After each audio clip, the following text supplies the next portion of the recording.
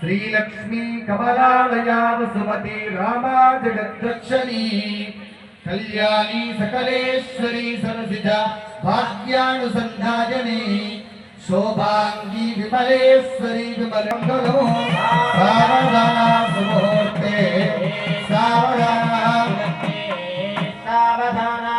श्रीलक्ष्मी नारायण चिंतना सावधाना जानक्या कमला मलांजलि पुटे या पद्मरागायिता न्यस्तारागव मस्तके च विलसत् मुंद प्रसूनायिता सावधाना लक्ष्मी नारायण चिंतना सावधाना लक्ष्मी सिंधु सुता समस्त जगता माता च सरस्वती गौरी शैलसुता गजा जनकजा सीता सती रुक्मिणी सत्या सत्यवती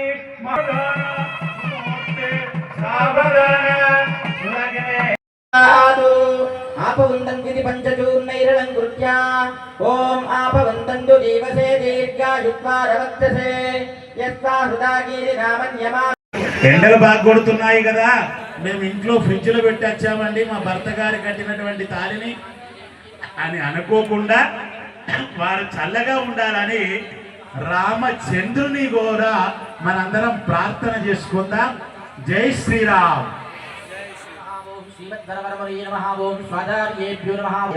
श्रीमते नारायणाय नमः मांगल्ये देवतारे श्री श्रीजय नमः नानाविध परिमल पत्र पुष्पाक्षरां समर्पयामि धूपमाग्रापयामि ओम मूर्धानं मांगल्ये देवतायै नमो नमः श्री श्रीजय वस्तु मतो भक्तमंसी शोषणदाः प्लावनानि कृत्वा सर्वमुद्रया प्रति निवेद्य ओम देवस्य त्वा सवित प्रसवे ओम प्राणाय स्वाहा ओम अपानाय स्वाहा ओम ज्ञानाय स्वाहा ओम धानाय स्वाहा ओम जपानाय स्वाहा ब्रह्मणे स्वाहा मंगल्य देवताभ्यो नमः श्रीं श्री महामंगल नीराजनदीपं संदर्शयामि ओम मानो हिगुंसे जातवेदो गावस्वं पुरुषं जगतो अभिप्रगत्न आगहि प्रिया महापरिपादय सम्राजं च विराजं च विश्रीर्यातनो गृहे लक्ष्मीरास्तस्य रामकेश्वरा मातनो सृजामसि मानो हिगुंसे जातवेदो गावस्वं पुरुषं जगतो अभिप्रगत्न आगहि तंदीरा सक्कवर उन्नयन्ति स्वाधियो मनसा देवदन्तः ग्रीष्मो हेमंत इति मंत्रेण धान्यपीठं प्रकल्प्य ओम ग्रीष्मो हेमंत उदनो वसन्तस्य रद्वर्षास्तु वितन्नास्तु ओम दक्षिणाः पाङ्गिनि प्रतिवचनं स्वस्ति दक्षिणाः पान्तु ऐश्वर्यमस्तु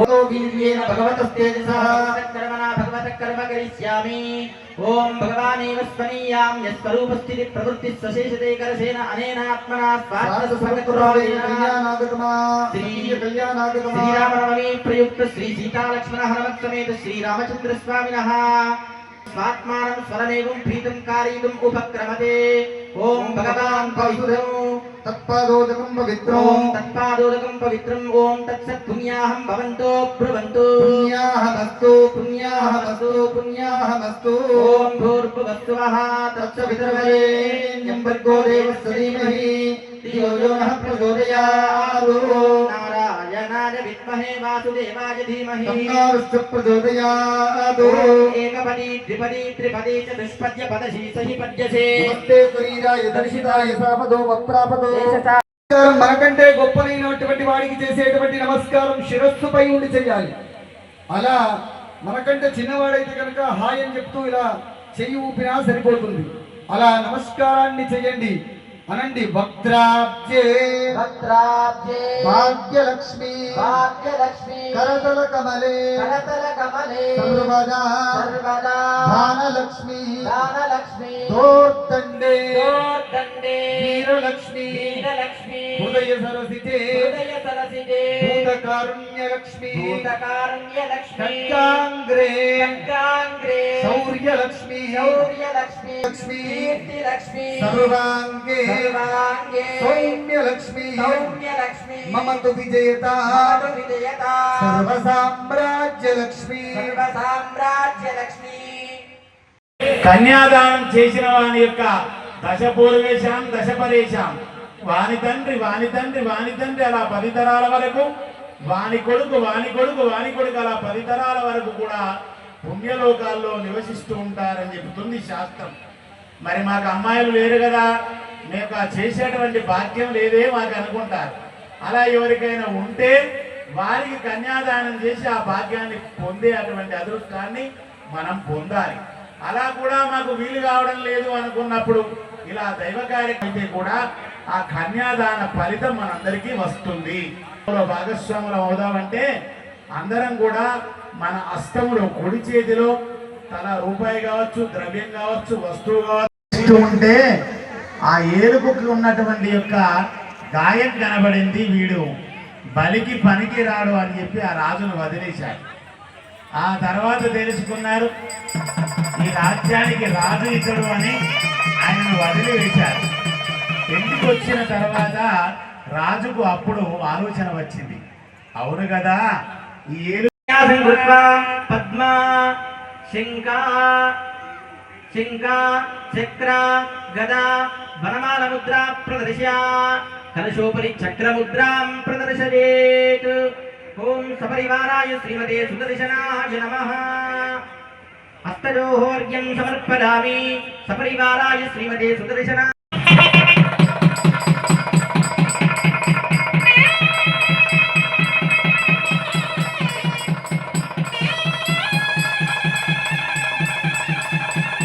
యజ్ఞోపవీతం భక్తజనాన్ దర్శయిత్వా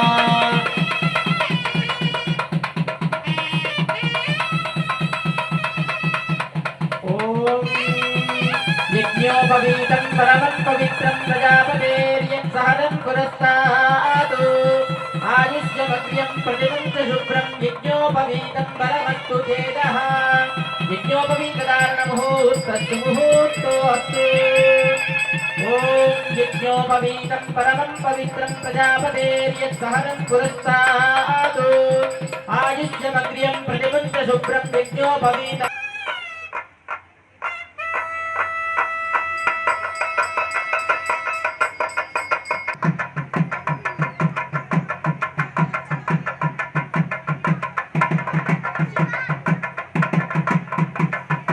రామనారాయణ గోవింద రాజాది రామచంద్ర భగవానుకి. ఓం యజ్ఞోపవీతం పరమం పవిత్రం ప్రజాపతేర్యత్సహనం పురస్తాత్ ఆదిత్యమగ్ర్యం ప్రతిమంచ శుభ్రం యజ్ఞోపవీతం ఫలమస్తు తేజః.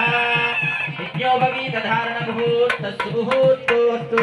శ్రీమతే విశ్వక్సేనాయ నమః. మంగళ నీరాజన దీపం సందర్శయామి. మంగళవాద్యం.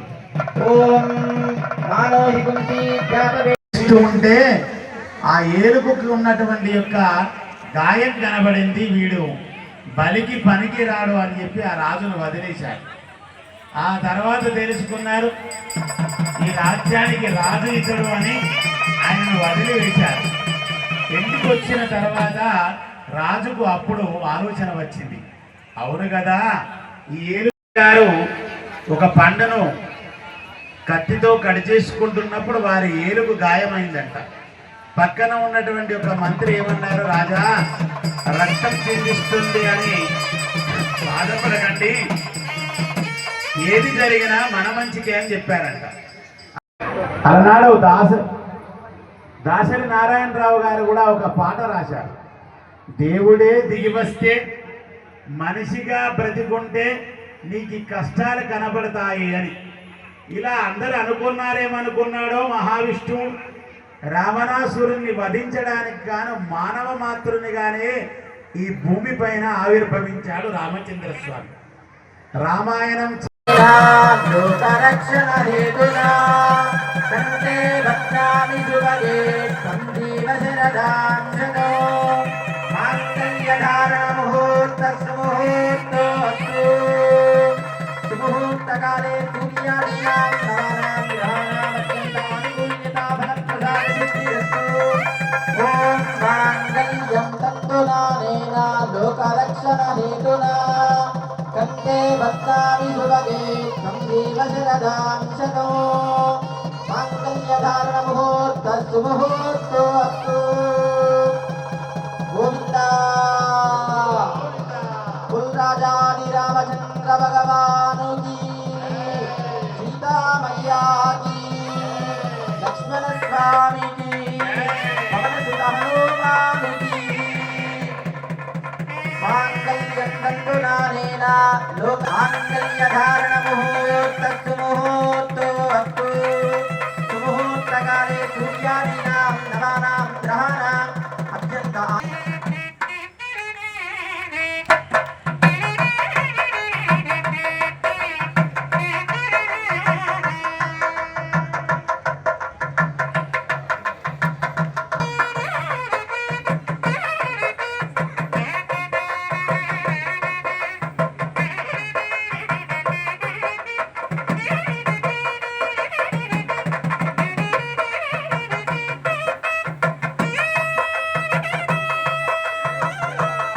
వారికి మీ అందరి సమక్షంలో మనందరి యొక్క కనుల భాగ్య విశేష పుణ్య ఫలితంగా అందరం తిలకిస్తూ ఉండగా రామచంద్ర స్వామి అదే రామచంద్రుని యొక్క ఆలయాన్ని నిర్మించుకోవడం జరిగి అలా జరిగినటువంటి రామచంద్ర స్వామి యొక్క విగ్రహ ప్రతిష్టాపన కార్యక్రమాన్నంతా వనమాల రంజిత్ కుమారాచార్యుల వారు ఇక్కడ ఆంజనేయ స్వామి నుండి మొదలుకొంటే రామచంద్రుని యొక్క ఆలయములో ఉండేటువంటి సుందర మూర్తులు ఆ విధంగా ఉండేటువంటి యొక్క రూపకల్పన అంతా కూడా మన రంజిత్ కుమారాచార్యుల వారి ఆధ్వర్యంలోనే జరిగింది.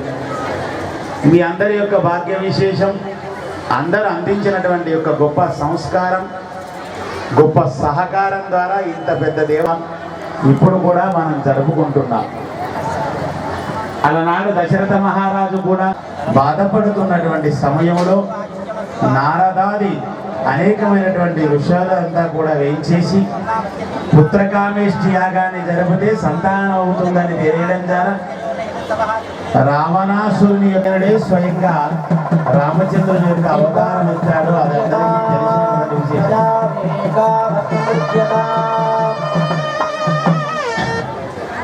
అందరం అనుకుంటాం లోకములో చాలా మంది కూడా ఏదైనా కష్టం వచ్చినప్పుడు దైవాన్ని దూషించేటువంటి యొక్క పరిణామం ఏర్పడుతుంది. అలనాడు మా ఆచార్యులు ఒక పండును కత్తితో కట్ చేసుకుంటున్నప్పుడు వారి ఏలుగు గాయమైందంట. పక్కన ఉన్నటువంటి ఒక మంత్రి ఏమన్నారు, రాజా రక్తం చిందిస్తుంది అని బాధపడకండి, ఏది జరిగినా మన మంచికే అని చెప్పారంట. అప్పుడు రాజు